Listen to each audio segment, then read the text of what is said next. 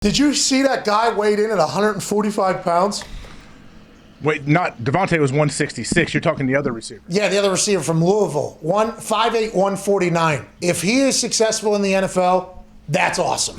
I don't know how, but that is absolutely awesome. That is what Floyd Mayweather. Yeah. That's Floyd Mayweather. We've seen photos of Floyd next to people.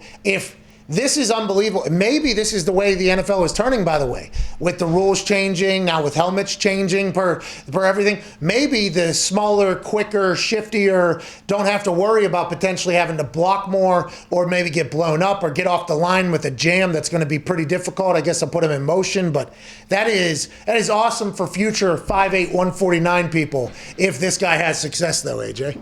Oh, yeah. I mean, those guys, it's like the Edelman position. You're going to move a guy around a lot and put him in motion so no one can really get a jam on him and just try to get him in space. When the guy's that like sudden and quick, it's so difficult to defend him, especially where you don't know and he's always moving pre-snap. Darren Sproles was a part of an entire revolution of the kind of an undersized guy being used. And if there's somebody before that, I apologize for forgetting that. But Darren Sproles he was obviously shorter, but he was so shifty, fearless, was able to hide behind things, kind of like read his blocks a little bit more. And then that continued to kind of go. And everybody was like, will they be the next Darren Sproles? Will they be the next Darren Sproles? This would be something that would take that to a whole nother level, because a lot of those guys, normally a little thicker guys, because they know they're going to potentially take bigger shots. But if this is what the NFL becomes, speed is about to be insane. I mean, there is about to be shit that's about to pop off that is going to be wild to watch. That's why Tyreek Hill is so absurd, because I feel like he is so undersized too, but obviously he is kind of stacked and he can also run a 4.1. He doesn't take shots either. Yes. These small guys, they learn how to survive where they don't take big shots. They get out of bounds, they get down, like they just have a great sense of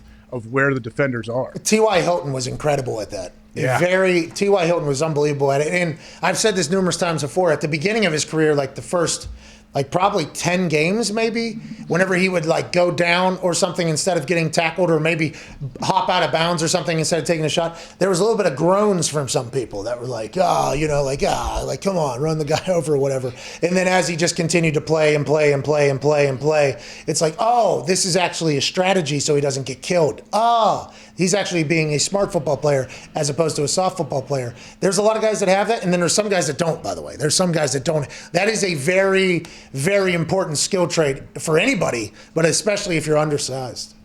It's just, I feel like you get that from a young age, just sheer survival. Like, hey, if I want to be out here and I want to play and not be on the sidelines hurt, I got to figure out a way to get down and not eat these giant shots, because then what do you say about young guys all the time, or young small players? They're always worried about their durability. Are they going to be able to hold up over a 17-game season now? Well, yeah, if you find a way to be safe and be smart and get down when you can, and then a few opportunities you have to try to get some extra yardage, yeah, take it, but don't take any unnecessary shots. That's why the Tyreek Hill thing is, if we can circle back, he's so explosive. Yeah. He's the most explosive player to ever play, like fast, jump, insane, out of a phone booth, literally amongst the greatest athletes on earth, can somehow not get tackled in flag football if they had flags hanging from his waist. It's unbelievable. And he is somehow, now I think he had a hamstring or something at one point, but the fact that hasn't happened, I think that's the most impressive thing. It's like, I don't know how your body is that explosive, that quick twitched, that it never, even after getting off balanced or landing weird, there's never a tweak that kind of, it's unbelievable. You got that 149 guy, that 149 pound guy.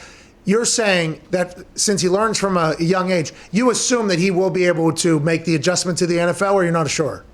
No, I think he's going to have to. It's going to go one way or the other. Either he makes the adjustment and he finds a way to make it work, or he's going to be hurt a lot, or he's not going to be in the league very long.